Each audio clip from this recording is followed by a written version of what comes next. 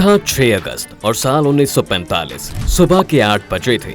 Japan के Hiroshima में रोज की तरह लोग अपने अपने कामों में व्यस्त थे। सब कुछ नॉर्मल जैसा था, लेकिन हिरोशिमा के लोग इस बात से बेखबर थे कि अब जो उनके साथ होने जा रहा है उसको अतीत में सबसे भयानक इंसिडेंट के तौर पर देखा जाएगा।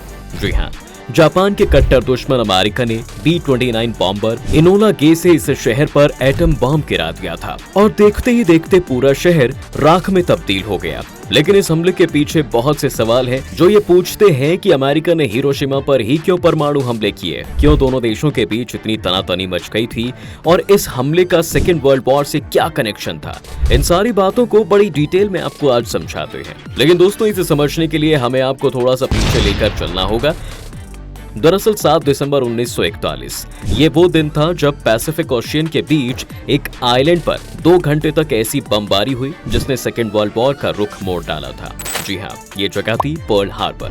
कहा जाता है कि उस दिन जापान ने सुबह सुबह अमेरिकी नौसेना के इस अड्डे पर सबको हैरान करते हुए हमला कर दिया। एक तरफ जहां सेकेंड वर्ल्ड वॉर को लेकर बाकी दुनिया जंग में घिरी थी, मगर उस वक्त अमेरिका इससे अलग था। लेकिन फिर जहन में सवाल आता है कि आखिर क्यों इस वॉर से अमेरिका ने दूरी बना रखी थी।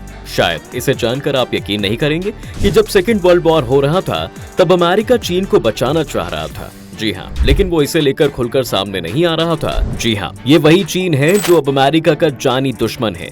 सेकेंड वर्ल्ड वॉर को शुरू हुए 3 साल गुजर चुके थे, जिसमें एक तरफ जर्मनी और इटली थे तो दूसरी तरफ ब्रिटेन और नीदरलैंड और फ्रांस थे। वहीं इस जंग में अमेरिका शामिल नहीं हुआ था। जैसा कि हमने आपको पहले ही बता दिया है, अमेरिका के शामिल ना होने की सबसे बड़ी वजह यही थी कि अमेरिका को फर्स्ट वर्ल्ड वॉर में काफी नुकसान उठाने पड़े थे। लेकिन इसी बीच एक ऐसा भी देश था जिसने अमेरिका की नाक में दम कर रखा था, और वो देश था जापान। क्योंकि इस देश के पास नेचुरल रिसोर्सेज की कमी थी, इसलिए दूसरे देशों पर धड़ाधड़ कब्जा जमा रहा था। ऐसा इसलिए ताकि वो अपने देश के लिए नेचुरल रिसोर्सेज की डिमांड पूरी कर सके। ये वो समय था दोस्तों जब जापान ने कोरिया, ताइवान और चीन के बड़े इलाकों पर कब्जा कर लिया था और पैसिफिक ओशियन में फिलीपींस, इंडोनेशिया और मलेशिया पर भी अपना कब्जा जमाने की फिराक में लगा हुआ था। लेकिन जापान को लेकर सबसे बड़ी प्रॉब्लम यही थी कि मलेशिया ब्रिटेन के कब्जे में, इंडोनेशिया नीदरलैंड के कब्जे में और फिलीपींस अमेरिका के कब्जे में था। इन देशों को जापान के दूसरे देशों पर कब्जा करना बिल्कुल ठीक नहीं लग रहा था। दूसरी तरफ जापान इतना ताकतवर इसलिए हो रहा था क्योंकि उसके पीछे हिटलर का हाथ था, और जैसा हम सब जानते हैं कि उस समय हिटलर अमेरिका और ब्रिटेन का कट्टर दुश्मन हुआ करता था। इधर जापान की हरकतें कम होने का नाम नहीं ले रही थी, जिससे परेशान होकर अमेरिका ने जुलाई 1941 में जापान को तेल देना बंद कर दिया। क्योंकि जापान खुद ऑयल प्रोड्यूस नहीं करता था, बल्कि उसे 80% ऑयल अमेरिका से ही मिलता था। ऑयल बैन के बाद अब यहाँ जापान के लिए चीजें मुश्किल होना शुरू हो गई थी। खैर, इसलिए अमेरिका ने जापान के सामने एक शर्त रखी कि जापान को चीन से अपना कब्जा हटाना होगा। हालांकि जापान के लिए बहुत मुश्किल फैसला था। ऐसा इसलिए क्योंकि जापान को यह लगने लगा था कि अगर वो चीन से अपना कब्जा हटा लेगा तो पूरी दुनिया में ये मैसेज जाएगा कि जापान ने अमेरिका के सामने घुटने टेक दिए हैं। इसलिए अब जापान का फैसला था कि वो चीन से अपने सैनिक वापस नहीं बुलवाएगा, बल्कि उसने एक बी प्लान बनाया। जी हाँ, और प्लान ये था कि जापान अब इंडोनेशिया पर कब्जा करके तेल हथियाने की सोच रहा था। लेकिन ये सुनने में जितना आसान लग रहा था उतना था नहीं, और ये बात जापान भी अच्छे से जानता था कि इंडोनेशिया पर कब्जा करना इतना आसान नहीं है। जैसा कि हमने वीडियो की शुरुआत में आपको बताया कि तब इंडोनेशिया पर नीदरलैंड का राज था, और वहां पर पहुंचने के लिए जरूरी था कि पहले फिलीपींस पर राज किया जाए, जो अमेरिका के कब्जे में था। जापान को यह भी मालूम था कि अगर उसने फिलीपींस पर हमला किया तो पैसिफिक ओशियन में मौजूद American Naval base Pearl Harbor Japan को हमले का जवाब देगा। अब चूंकि जापान के पास तेल तेजी से खत्म हो रहे थे, इसीलिए उसे हमले करने की मजबूरी समझ में आने लगी थी। लेकिन जापान को यह हमला फिलीपींस पर नहीं बल्कि पर्ल हार्बर पर करना था।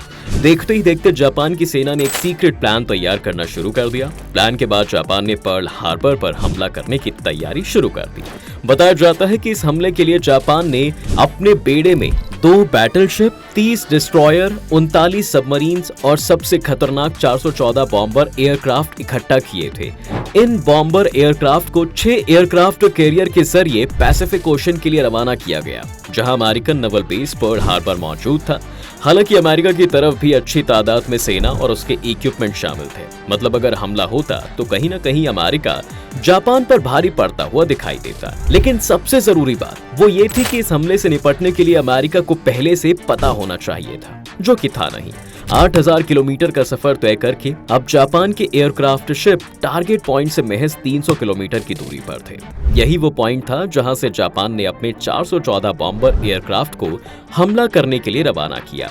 इधर अमेरिकन नेवल बेस इस बात से बिल्कुल बेखबर थी कि उस पर इतना बड़ा हमला होने जा रहा है। 7 दिसंबर 1941 को ये वो दिन था जब जापान के 350 बॉम्बर एयरक्राफ्ट ने एक एक करके अमेरिका बैटल शिप पर अटैक करना शुरू कर दिया। कहा जाता है कि जापान के 350 बॉम्बर एयरक्राफ्ट ने गोलों की बारिश शुरू कर दी थी। 45 मिनट तक ये पर्ल हार्बर पर हमला करते रहे और फिर वापस चले गए। अमेरिकन नेवी को ये लगा कि शायद हमला रुक गया है और जापानी वापस चले गए। लेकिन कुछ ही मिनटों बाद वापस से बचे हुए बॉम्बर एयरक्राफ्ट आते हैं और ताबड़तोड़ हमला करना फिर से शुरू कर देते हैं। अब पूरे 1 घंटे 15 मिनट तक ये हमला जारी रहा और इस हमले में अमेरिकन नेवल को भारी नुकसान उठाना पड़ा। आपको बता दें कि इस हमले में अमेरिका की 20 वेसल, 8 बैटल शिप और 300 से भी ज्यादा प्लेन तबाह हो गए थे। कुल मिलाकर जापान इस हमले में मजबूत होता दिखने लगा। पर्ल हार्बर पर हमला करने के बाद जापानी वापस तो चले गए थे, लेकिन उन्होंने अमेरिका को भी सेकेंड वर्ल्ड वॉर में शामिल कर लिया था। अब इतने खतरनाक हमले के बाद अमेरिका चुप बैठने वाला तो था नहीं, इसलिए उसने हमले के अगले ही दिन जापान पर हमला करने का प्लान बनाना शुरू कर दिया। अब अगले 3 महीनों के अंदर अमेरिका ने पर्ल हार्बर पर अपने नेवल बेस को दोबारा से रेनोवेट करना शुरू कर दिया। 4 महीने के बाद अमेरिका ने जापान पर वैसे ही हमला किया जैसा उसने पर्ल हार्बर पर किया था। अप्रैल 1942 में जापान की कैपिटल टोक्यो पर अमेरिकन एयरफोर्स ने बमों की बारिश कर दी। ये अमेरिका का सेकेंड वर्ल्ड वॉर में किए जाने वाला पहला हमला तो था ही, लेकिन इसके बाद अमेरिका रुका नहीं। अगले 4 सालों तक अमेरिका और जापान में जबरदस्त जंग चलती रही। इस जंग में अमेरिका जापान पर हावी होता गया। अब चूंकि जापान इस हमले से टूट चुका था, लेकिन वो किसी भी हाल में घुटने टेकने वाला तो नहीं था। हमले जारी थे और आता है दिन 6 अगस्त 1945 का। जी हाँ, ये वो तारीख थी जब अमेरिका ने जापान के हिरोशिमा पर परमाणु बम से हमला किया था। बताया जाता है कि 4400 किलो वजनी लिटिल बॉय नाम से इस बम ने पूरे शहर को राख में बदल कर रख दिया था। ये इतिहास का पहला न्यूक्लियर अटैक था जिसने जापान की कमर तोड़ दी थी।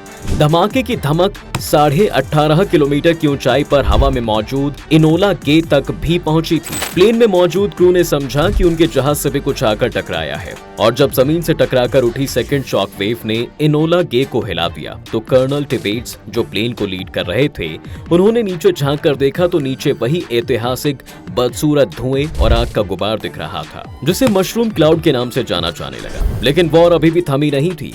3 दिन बाद यानी 9 अगस्त को जापान के दूसरे शहर नागासाकी पर भी एक और बम फैट बॉय गिराया गया, जिसमें करीब 80,000 लोग मारे गए। बैक टू बैक हमले के बाद टूटे हुए जापान ने 15 अगस्त 1945 को अमेरिका के सामने हार मान ली। अगर जापान हार नहीं मानता तो अमेरिका कोकुरा, योकोहामा और नीलगाता पर भी अगले परमाणु हमले की तैयारी करने जा रहा था। खैर, पर्ल हार्बर के हमले ने सेकेंड वर्ल्ड वॉर के खत्म होने के बाद लंबे वक्त तक जापान और अमेरिका के रिलेशन और दोनों देशों के लोगों की जिंदगी बदल डाली थी। 2016 मई की बात है जब अमेरिका के तत्कालीन राष्ट्रपति बराक ओबामा और जापान के तत्कालीन प्रधानमंत्री शिंजो आबे एक साथ हिरोशिमा गए और ये एक ऐतिहासिक घटना बन गई थी।